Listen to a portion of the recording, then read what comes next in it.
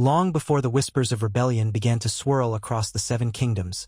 When the Targaryen dynasty still held the Iron Throne in regal splendor, Ser Barristan Selmy and Ser Arthur Dayne stood as two unparalleled paragons of knighthood. Each served in the Kingsguard with unshakable loyalty, dedicating their lives to the ideals of honor, bravery, and service.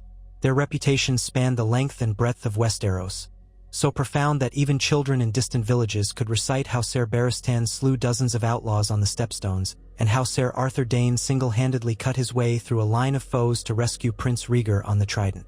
Yet the question lingered in the hearts of bards, lords, and common folk alike.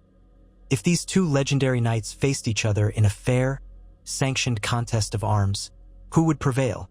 It began, as so many such things do, with a rumor that spread through the Red Keep's servants. There was talk that Prince Rhaegar, ever the thoughtful and poetic soul, wondered privately which knight could be called the greatest among his Kingsguard. To voice such a query aloud might be seen as sowing discord, so the conversation remained hushed. Nonetheless, each rumor sprouted new rumors until it reached the ear of King Aerys II Targaryen himself. Some said the Mad King, bored by the idle trifles of court and enthralled by thoughts of spectacle, commanded the two knights to face one another. Some said it was Prince Rhaegar's quiet suggestion, a wish to witness the mettle of his most loyal protectors. None knew precisely who set the course, but the outcome was the same.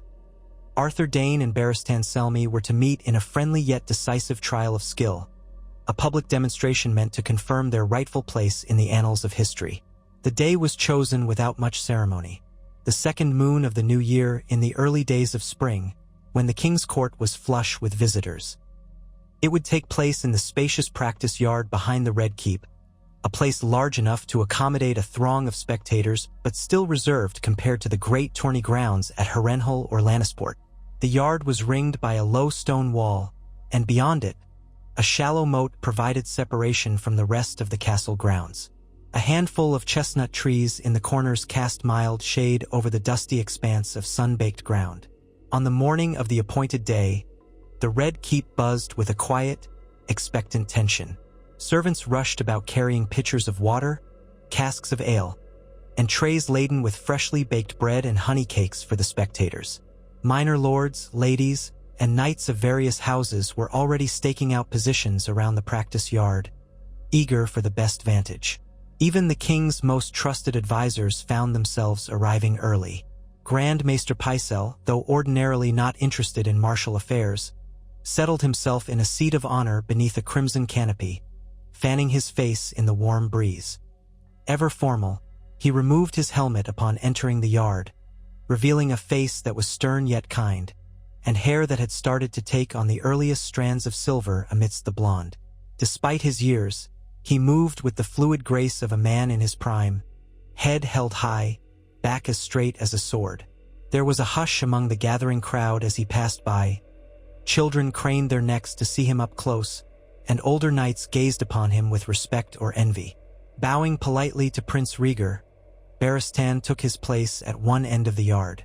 Arthur Dayne arrived shortly thereafter, a vision of quiet authority. He, too, wore the white plate of the Kingsguard, though there was a subtle difference in the shaping of his pauldrons and breastplate, a testament to the blacksmiths who had forged it specifically for the sword of the morning. The hilt of dawn jutted from a scabbard strapped across his back, the sword's pale stone shining faintly even in daylight. Where Barristan's hair betrayed touches of silver, Arthur's was more decidedly dark, cut short so that no stray locks fell in front of his cool, gray eyes. He did not remove his helmet upon arrival, but he did pause for a moment, scanning the assemblage before letting his gaze rest on Barristan Selmy. Silent, he strode with measured steps to face his brother-in-arms across the dusty yard. Only then did he lift off his helm, revealing a calm, steady countenance. Neither man showed any sign of apprehension, nor any outward eagerness to fight for the sake of vanity. Each recognized the gravity of this bout.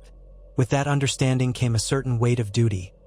They would fight for the glory of the Kingsguard, for the honor of the crown, and for the knowledge that the greatest knights in the realm must always be at their very best, ready to defend the royal family at all costs.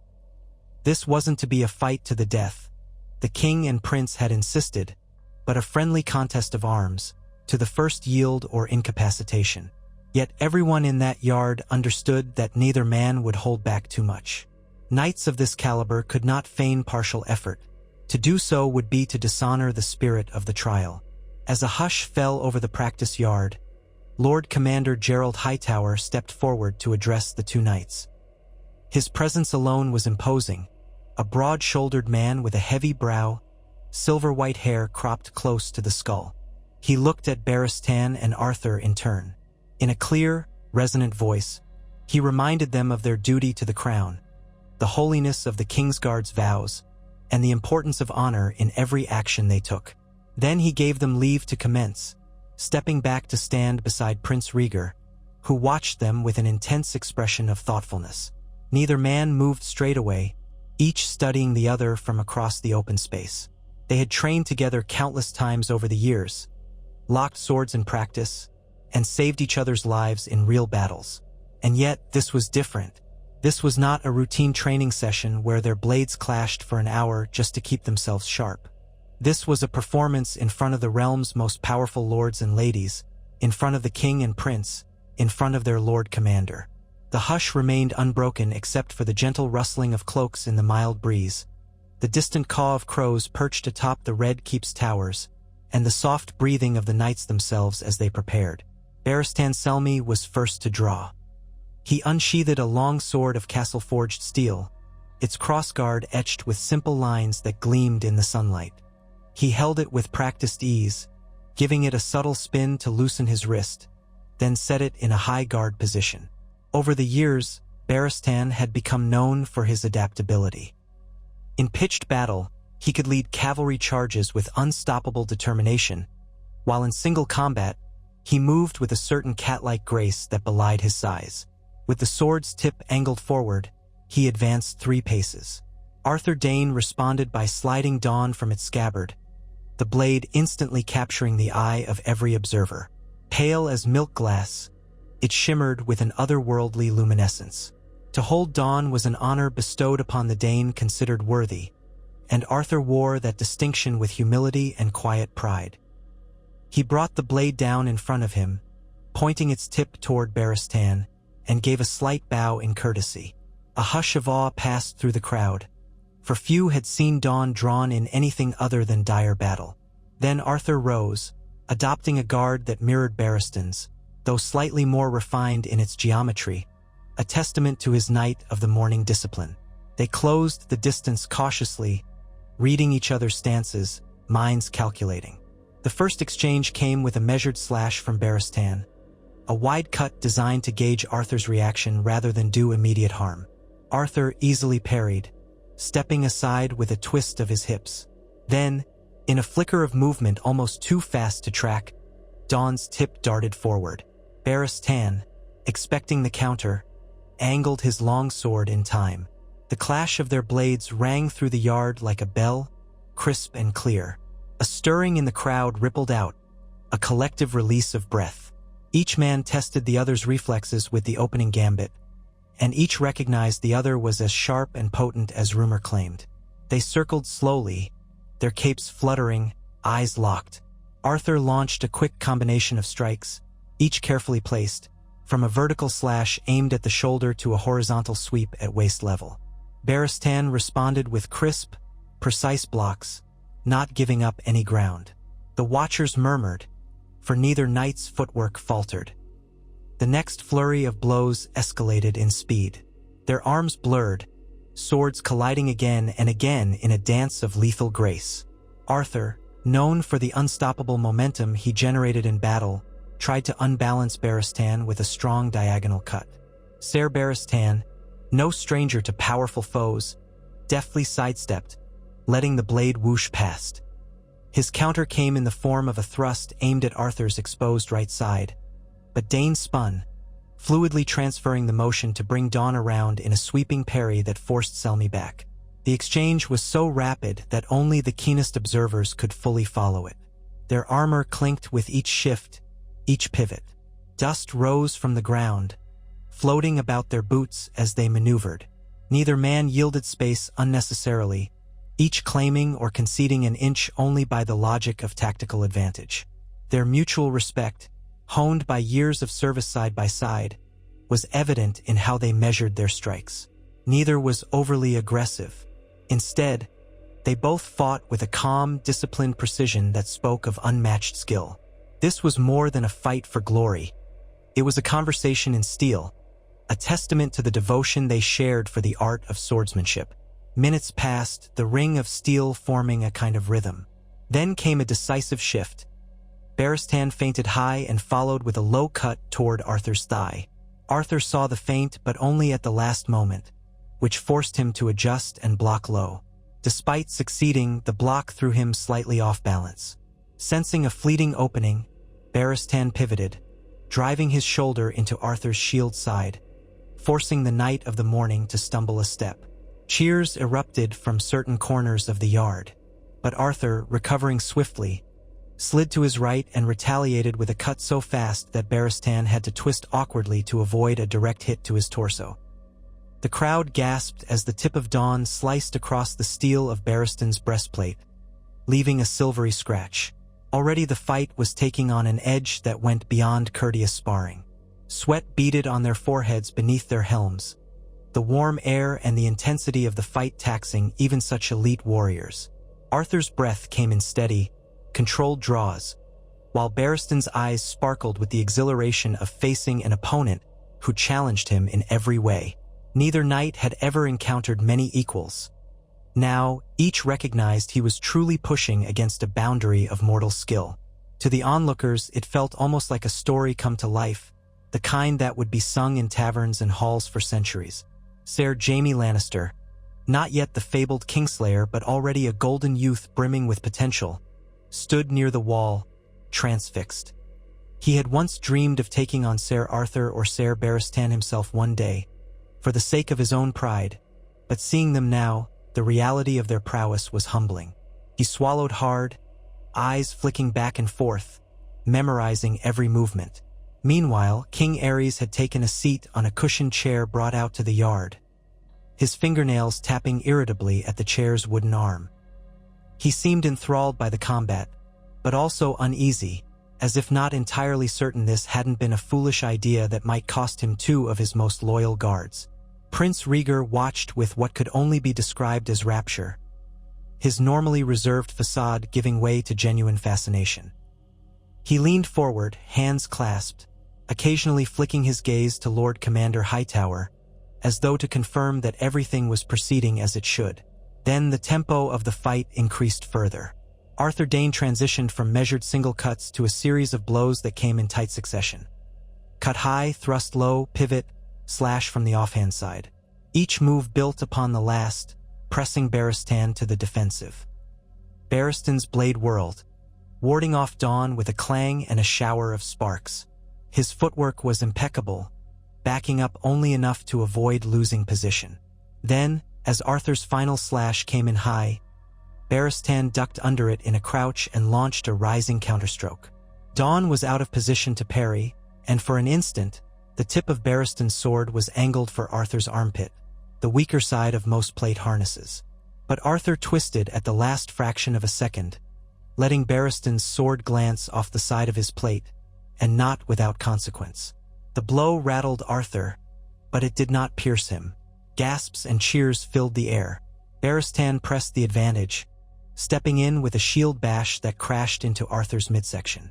The move was a calculated risk, for it closed the distance enough for Dawn to come back around in a short, hacking motion. Barristan narrowly evaded the blade, which rebounded off the steel rim of his shield with a resonant metallic note. Observers could see Barristan's face tighten, though he uttered no sound. The force of that strike was enough to jar the arm behind the shield painfully. Yet he pushed through, using the momentum to circle to Arthur's flank. Arthur pivoted, refusing to yield his back, and for a moment they locked eyes in a fierce stare. In that look, there was no animosity, only pure respect. Swords sang again as they resumed. After a few more bursts of furious clashes, both knights stepped back, panting. A cautious distance separated them. They had tested each other's mettle thoroughly, and each had discovered that the other possessed no discernible weaknesses to exploit. A hush fell once more, punctuated by scattered murmurs of awe as they readied themselves for another round. The sun climbed a little higher, bathing the yard in a brighter light. The watchers shielded their eyes or shifted to maintain comfortable vantage points. Sweat trickled down the faces of both knights, though neither seemed near exhaustion. They were men tempered by countless battles, each capable of fighting at full intensity for a remarkable span. Arthur exhaled slowly, adjusting his grip on Dayne. He was well aware that Ser Barristan was not only strong and experienced, but also astoundingly quick for his build, with a mind for strategy that set him apart.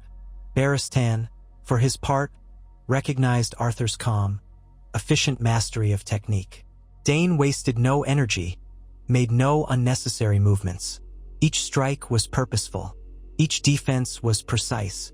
There was no flamboyance. This was the essence of the Sword of the Morning. They met again in a clash that made the observers recoil, as if a thunderbolt had cracked in the yard. Arthur aimed a blow at Barristan's left flank. Barristan stepped into it, deflecting the strike and attempting a strong riposte at Arthur's midsection. Arthur angled Dayne to block, and the two swords locked together, pressing with a force that sent shudders up the arms of both knights. For a heartbeat, they stood chest to chest, armor scraping. Their helms almost touched. Then Arthur twisted free, pivoting on the balls of his feet, and brought the pommel of Dayne up in a tight arc toward Barristan's helmet. Barristan jerked back in time, the pommel glancing off the steel of his visor with a dull clang. He countered by hooking his left arm under Arthur's sword arm, trying to wrestle him off balance. Arthur locked his stance and thrust his elbow into Barristan's chest plate. They broke apart with a desperate shove. The crowd marveled. Bare-handed grappling was not often seen in tourneys or practice bouts among high lords. Yet here it was, these two knights employing every aspect of martial skill to test each other. Dust motes floated in the sunlight, swirling about the yard as both men resumed a sword's length of distance. Through it all, the watchers remained transfixed, conscious that they were witnessing a spectacle that might never be repeated. Two living legends crossing blades in earnest. Even in the heart of the capital, with all its intrigues, everything else ceased to matter in that moment. Another burst of exchanges saw Arthur taking a more offensive posture, his strikes an elegant tapestry of cuts and thrusts that transitioned seamlessly. One slash turned into a thrust at the last moment. One horizontal cut dipped into a feint, quickly reversing direction. Each time, Barristan adjusted with uncanny reflexes, though more than once, Dayne's blade kissed his armor, leaving marks and shallow dents. Yet Barristan was not to be overshadowed. He evaded many of Arthur's best attempts, responding with crisp, potent blows that forced Arthur to keep his guard tight. One slip and the entire fight could end. Minutes more passed with no clear victor emerging. The yard seemed suspended in time, the watchers enthralled, waiting for the single stroke that might decide matters. King Ares fidgeted, alternating between fascination and impatience, occasionally darting glances to ensure his Kingsguard ringed him for protection. Prince Rhaegar never removed his gaze from the two knights, arms folded, lips set in a thin line of concentration. Gerald Hightower, the White Bull, stood unblinking, a small frown etched on his stern face. It was he who understood better than most the cost of pushing these men too far. But such a clash might just be essential to forging the best swords for the Targaryen throne's defense. Then came a shift in the sand beneath their feet. The sun, higher now, made the yard dusty and hot. Tiredness crept into muscles, even if only slightly. Barristan recognized that the end must come soon. Such an intense duel could not be maintained indefinitely. He clenched his jaw, surging forward with a new tactic. Instead of meeting Arthur's next blow with a direct parry, he deflected it at an angle, stepping inside Arthur's guard. Dayne, momentarily pinned out of line, gave Barristan an opening to bring his pommel down on Arthur's forearm. The blow was not enough to disarm him, but it drove Arthur back. Barristan followed with a quick slash meant to push Arthur further onto the defensive, and for a split second, Arthur seemed to falter. The watchers sensed a possible turning of the tide. The great Ser Barristan the Bold was pressing the great sword of the morning. The idea was exhilarating. Some watchers, fervent admirers of Selmy, began to cheer him on by name. Others, more partial to Dayne, watched with bated breath, certain that Arthur had a countermove. As if called by that belief, Arthur found his footing with remarkable speed. Barristan's next slash whistled toward him, but Arthur half sidestepped, letting the tip of the blade graze harmlessly off the polished steel of his left pauldron. Then he pivoted fluidly, transferring his weight and launching a reverse slash that forced Barristan into a hurried parry. Dawn's blade connected with Barristan's steel with tremendous force. The shock vibrated up Barristan's arms, numbing them momentarily. Arthur seized the opportunity to press even harder. He hammered at Barristan's defenses with a swift series of strikes. High, low, diagonal, thrust. Each time, Barristan had to move quickly to avoid the deadly edge. Their footwork became a frantic shuffle. Even the crowd realized that the next few seconds would likely determine the outcome. Arthur advanced relentlessly, but Barristan's defense was formidable. Somehow, he kept his guard intact, refusing to yield fully. At last, one blow slipped through. Arthur feinted a thrust to the abdomen, drawing Barristan's guard inward. In that instant, Arthur angled his wrists and drew Dawn back up in a slicing arc across Barristan's breastplate. The blow rang out loudly. The watchers collectively gasped. Barristan's eyes flickered as he tried to assess the damage. Dawn's tip had cut a shallow groove in the steel, but had not penetrated deeply into the plate. Yet the impact alone was enough to stagger him. Arthur stepped in, hooking his foot behind Barristan's. With a sharp shove to the chest, Barristan toppled backwards, slamming into the dust. Shouts of alarm and excitement rippled through the yard. Barristan lay on his back, winded, though still gripping his sword. Arthur swung Dawn in a downward strike toward his comrade's chest, a blow that would have spelled the end had it been real war. But in the final fraction of a second, Arthur held back, guiding his blade to the side. The tip bit into the dusty ground mere inches from Barristan's torso. It would have been a killing stroke in a true battle. Silence fell except for the harsh panting of both knights. Barristan closed his eyes for an instant, acknowledging the skill that had brought him to his back. Then, with Dayne looming above him, he considered his options. Dawn was lodged shallowly in the earth, but only for an instant. Arthur could withdraw and deliver another blow in the blink of an eye.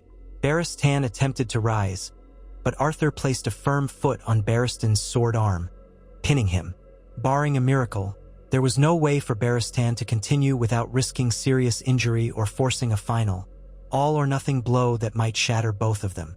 Swallowing his pride, Barristan released his hold on his sword, letting the steel clatter onto the ground. Arthur withdrew Dawn from the dirt and stepped back, offering Barristan a hand. A moment of absolute stillness gripped the yard. Then the crowd erupted in cheers, gasps, applause, and exclamations of wonder. Barristan, still breathing hard, took Arthur's hand and stood up. Both men's armor was streaked with dust, scratched, and dented in places, but neither was seriously harmed. Their eyes met, and there was a look of mutual respect so profound it needed no words. Arthur was not the kind of man to gloat. He bowed his head to Barristan in a gesture of honor, as though acknowledging that fate might just as easily have crowned Selmy the victor under different circumstances. Barristan, still catching his breath, offered a nod in return, then turned to face the royals. Prince Rhaegar stepped forward, his face glowing with admiration. He clasped both knights by the shoulder in turn, speaking in hushed, enthusiastic tones. King Aerys, however, remained seated, a guarded look on his face. It was impossible to say whether the spectacle pleased him or not. Yet he had his answer, at least for now. Arthur Dayne had bested Barristan Selmy in single combat, proving himself in that moment the more skillful knight. Lord Commander Gerald Hightower came forth, raising Arthur's and Barristan's arms in front of the crowd, calling for the realm to applaud them both. And applaud they did with fervor. The clash they had just witnessed was enough to set tongues wagging throughout King's Landing and beyond for weeks, months, even years. Every detail would be told, retold, and embellished upon until it became nearly mythic in proportion. And in that moment, the men themselves, battered and tired, simply wanted to catch their breath. There was no ill will, no bitterness. Barristan had lost a match, but in so doing, he discovered the sharpened edge of his own limits. Arthur had won, but not easily, and he carried with him a renewed sense of how close the margins were when one faced a knight of Barristan's caliber. Each man, in his own way, was grateful.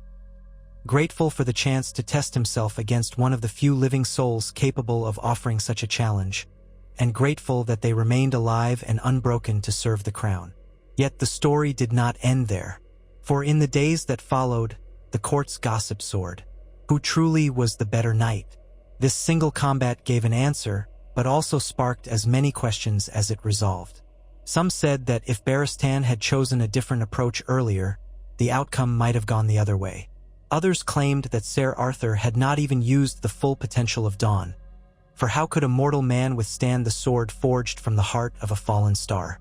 And more sinister murmurs speculated whether King Aerys would now view Arthur Dayne as a potential threat to his paranoid reign, or if he would look upon Barristan with suspicion for failing to prove absolute dominance. In King's Landing, every victory could carry the seeds of future peril, but for Barristan Selmy, no sourness soured his humility. The day after the duel, he rose early, as was his custom, and went to the Red Keep's armory to check on his armor, battered as it was.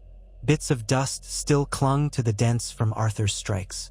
The blacksmith, a tall, thick-chested man with arms like tree trunks, set about hammering out the damage. Barristan watched the sparks fly with a quiet expression. The blacksmith glanced up from his work at one point and said, "He hits harder than most I've seen, M-Lord." Barristan smiled faintly and replied, "Yes, but he is as gentle in spirit as he is strong in body."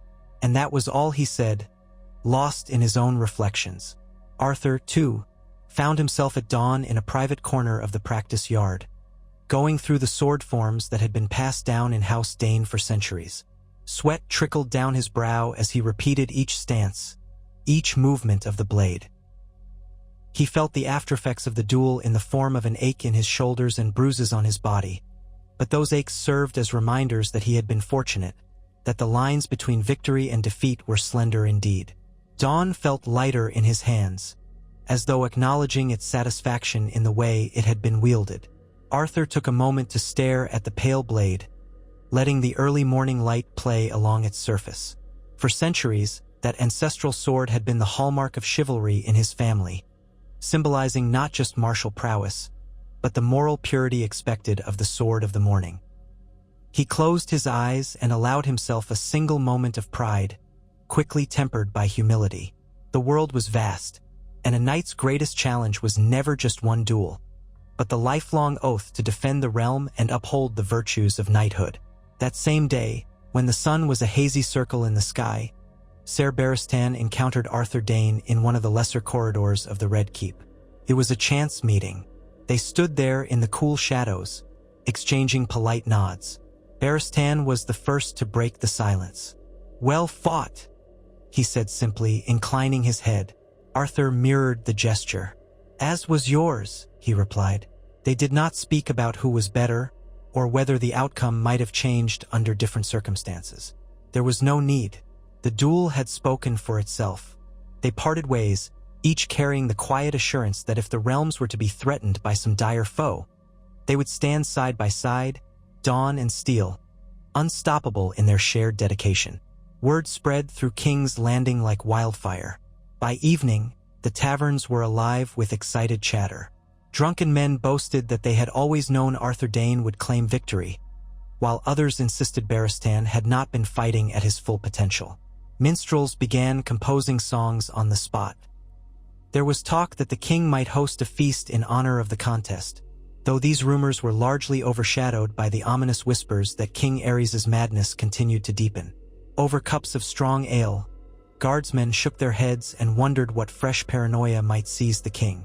But for one day at least, the talk was on glory and skill, not treachery or fire.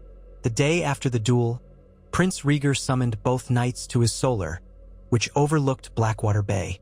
Morning light poured in through tall windows, catching motes of dust in its golden beams. Rhaegar sat behind a simple wooden desk, his harp resting against a nearby wall, a reminder of the prince's rare combination of martial and artistic interests. He greeted them both warmly, gesturing for them to sit. Barristan and Arthur exchanged a quick glance. Rarely did the prince hold private audiences in such a manner. When they were seated, Rhaegar regarded them each in turn with a contemplative air. "Ser Arthur, Ser Barristan," he began in that soft, introspective voice of his.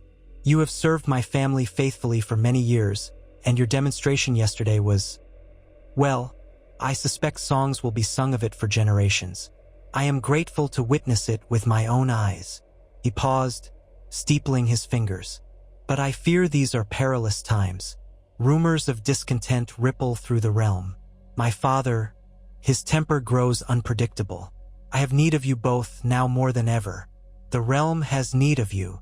Barristan leaned forward, concern lining his brow. "My prince, command us, and we will obey without question." Arthur nodded in agreement, his voice echoing Barristan's sentiment. "We are sworn to protect and to serve." Rhaegar's violet eyes flicked to the harp for a moment, then back to them. "I know. That is why I feel I can speak freely. We must remain vigilant. There may come a time when the realm looks to the Kingsguard for more than just swordsmanship. It may look to us for guidance, even leadership, in dark hours." Another pause, weighted with significance. "I believe I can rely on both of you to uphold the highest ideals of knighthood, no matter what challenges may arise." Arthur offered a faint, respectful bow. "That is our sacred duty, my prince." Barristan added, "Our oaths bind us, as does our honor. We shall not fail you." Rhaegar then stood, walking around the desk to place a hand on each knight's shoulder. "Then I will find solace in that." In the corridor after the meeting, Barristan and Arthur were silent, each contemplating the prince's ominous words. They could sense the uneasy tension that had settled over the Red Keep. The king's volatile temper, the swirling rumors of discontent among certain lords, all pointed to the possibility of great unrest. That their prince, thoughtful and keenly aware, had chosen to speak to them thus indicated how grave the matter might become. The rest of that day passed quietly enough. Arthur Dayne rode out to the city's outskirts, escorted by a few men-at-arms, to inspect some training grounds for the local city watch. Barristan remained behind in the Red Keep, addressing matters of security with the other Kingsguard. Yet even as life resumed its routine, the memory of that clash between them, and the deeper significance Rhaegar had attached to it, lingered in the air like static before a storm. Perhaps, in a simpler age, the outcome of their bout would have been the end of the story, an illustrious footnote in a chronicle of Westeros's greatest knights. But they both sensed something more. They sensed the shape of turmoil looming, as intangible as shadows on a wall, and they knew that the realm would soon test their steel in ways far beyond a friendly contest. The days turned to weeks, and talk of the duel remained a popular subject not only in King's Landing, but in other towns across the Crownlands. Courtiers who had witnessed it embroidered the tale in subtle ways. Some claimed Arthur performed feats of impossible speed. Others insisted Barristan nearly triumphed with a cunning stroke at the last moment. Those who retold the story did so with reverence, for it spoke to the realm's need for heroes, for symbols of nobility amidst creeping uncertainty. Common folk, suffering under the weight of rising taxes and the king's erratic decrees, yearned for something to admire and to hope Indiana. The idea that two knights could fight with such valor and remain friends afterwards was a comforting notion of stability in an increasingly unstable time. Despite the swirling controversies of King Aerys's court, no official feast was ever held to commemorate the duel.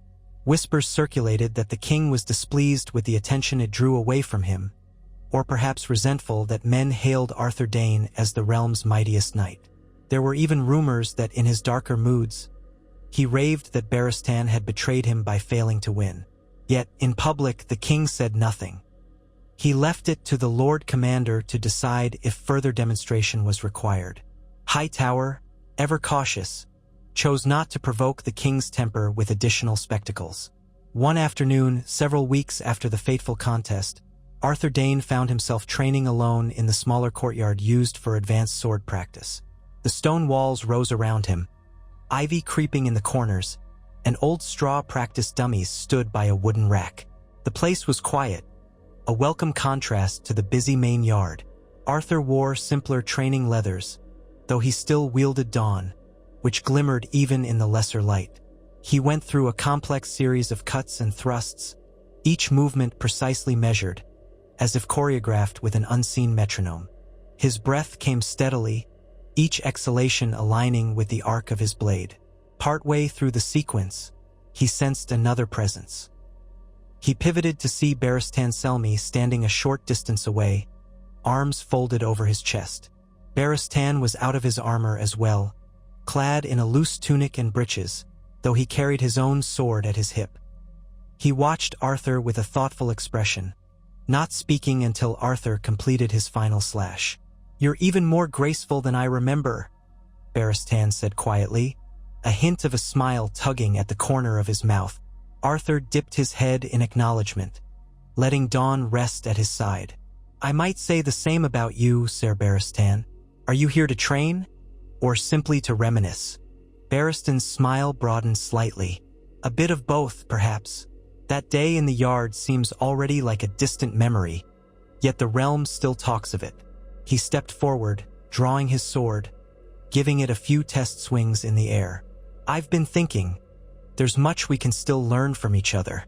I wondered if you might indulge me in some practice, away from prying eyes." Arthur's expression softened.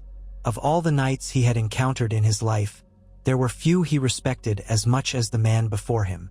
"I'd be honored." With a short bow, he raised Dawn into a guard position, and Barristan mirrored him. They began slowly, a series of controlled engagements designed to work on specific techniques. The subtlety of foot placement, the exact angle of a blade during a parry, the transition from defense to offense. This was not a brutal duel, but a shared exploration of excellence. They moved in near silence, the only sounds being the soft scrape of boot leather on stone and the crisp clang of steel meeting steel. As they trained, each man offered the other small observations, ways to refine a stance or to transition more seamlessly. What would have been prideful or standoffish in lesser knights became a cooperative synergy here. The tension present during their official duel was replaced by mutual respect. Indeed, this quiet exchange of skill was in many ways as profound a statement about their knighthood as the famous duel had been. At length, they paused, both perspiring lightly. Barristan lowered his sword, breathing evenly. "It's a shame we're not only training each other but preparing for something. The realm feels uneasy. It's as though we stand on a knife's edge." Arthur nodded, eyes flicking up to the battlements overhead. "I feel it too." The king's mood grows darker. Whispers in the halls speak of lords who are unhappy, alliances that fray at the edges. Prince Rhaegar tries to hold it all together, but I fear storm clouds gather. Barristan studied the face of the sword of the morning. "Whatever may come, it is a comfort to know we stand together, that we have the same vow." Arthur's lips curved into a rare, gentle smile. "Agreed. And if we must fight again, I hope it's side by side, not across from each other." They shared a quiet laugh, then resumed practice, letting the comforting rhythm of their swords set the tone. The weeks eased into months, and the memory of their glorious duel remained a highlight in the collective consciousness of the capital. Yet soon, other matters seized the attention of the court. There were skirmishes along the Dornish marches, rumors of discontent in the Stormlands, and unsettling news of raids in the Stepstones. Through it all, Arthur Dayne and Barristan Selmy performed their duties with unwavering dedication. They escorted the royal family to functions, monitored the king's safety, and occasionally rode out with small detachments to quell local unrest. Despite the swirl of responsibilities, they found time to refine each other further. Late at night, after the king had retired in one of his volatile moods, The two knights would sometimes meet in the lesser courtyard, dawn or dusk, sword or spear in hand, pushing each other toward even greater heights of skill. The castle's ravens perched on the ramparts, silent witnesses to these clandestine sessions of chivalric brotherhood.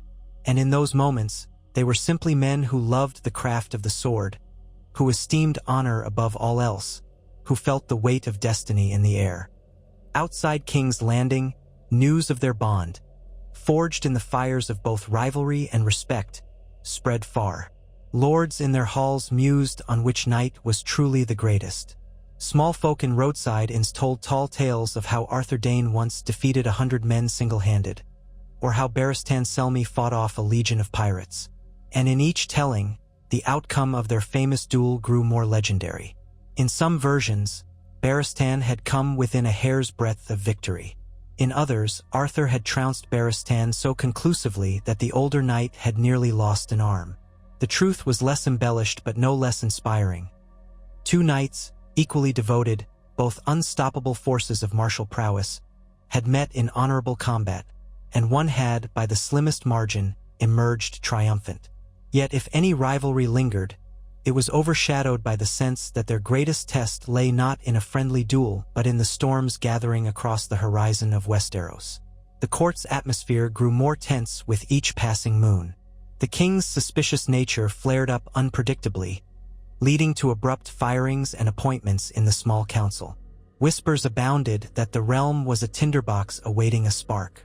Some said that if war came, men would clamor to have Ser Barristan Selmy or Ser Arthur Dayne leading them. Others fretted that the Kingsguard might be divided in its loyalties if civil strife erupted. As the year wore on, Prince Rhaegar announced a grand tourney at Harrenhal, set to take place in the new year. Ostensibly, this was to be the greatest tourney in living memory, with knights from all corners of Westeros invited to compete for lavish prizes. But those with keener perceptions suspected that Rhaegar planned something more, some subtle gambit to address the realm's growing fractures.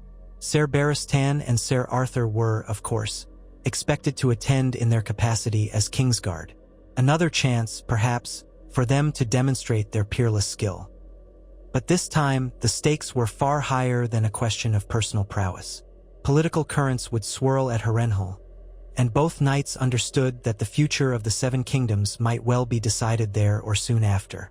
On the eve of their departure for Harrenhal, Barristan found himself in the presence of King Aerys. The Mad King paced back and forth in his private audience chamber, the faint smell of smoke and stale sweat in the air. Although Barristan kept his gaze carefully lowered, he saw the sharp paranoia etched into the king's eyes. Aerys rambled about traitors in the Reach, about lords conspiring to overthrow him, about illusions of grandeur that only he could see. When he finally acknowledged Barristan, his voice was tinged with bitterness. "Do you remember your duel with Dayne, Ser Barristan? You failed me that day, did you not?" Barristan stiffened. "I did my best for your grace, but the sword of the morning proved my better in that contest." The king barked a harsh laugh. "Yes, yes, so they say, so they sing. They always talk of Arthur Dayne's shining blade, his shining valor, and all that shining nonsense.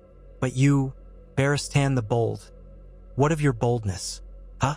Will you be bold enough to ferret out the traitors who lurk in the shadows?" Barristan swallowed, keeping his voice measured. "I serve your grace with all my skill.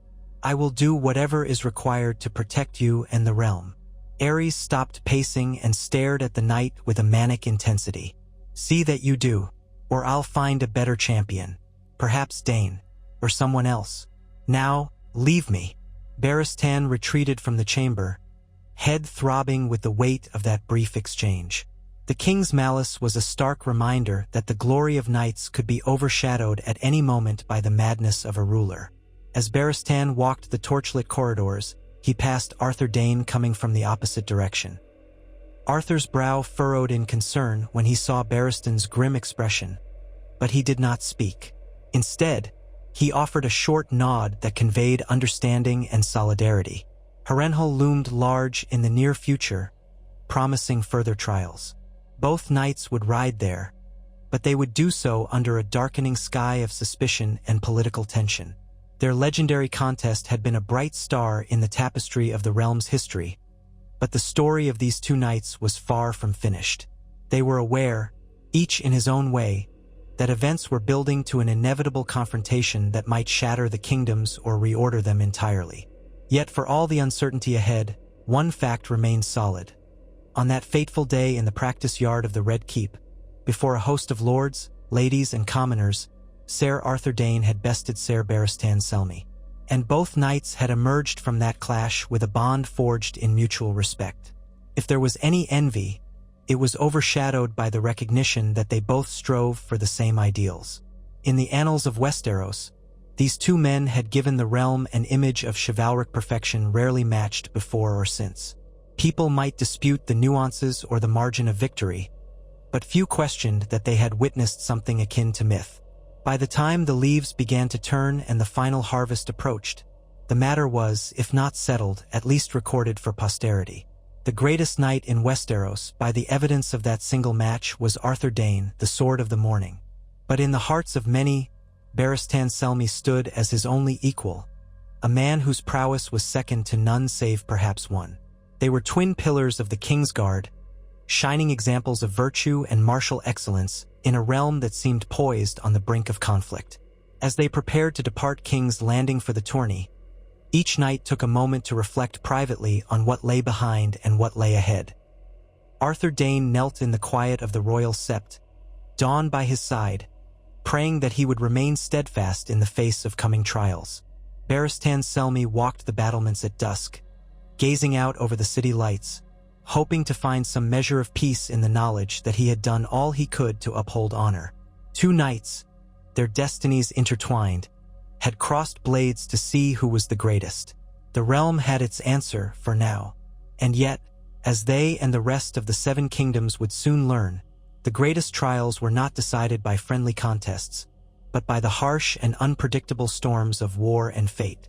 The swords they carried, the vows they had sworn, and the skill they honed would be tested in ways no one could yet imagine.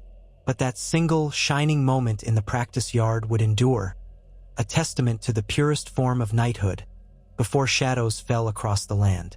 And so their story continued, as all stories must, woven into the larger tapestry of Westeros, where even the brightest swordsmen and the most valiant knights could not hold back the tides of destiny that came sweeping over them all. Yet the memory lingered, like a beacon of what true chivalry could be. In that fleeting moment, for the sake of glory, honor, and brotherhood, Arthur Dayne and Barristan Selmy had dueled beneath the warm spring sun, giving the realm a glimpse of greatness undimmed by the madness that crept through the halls of power.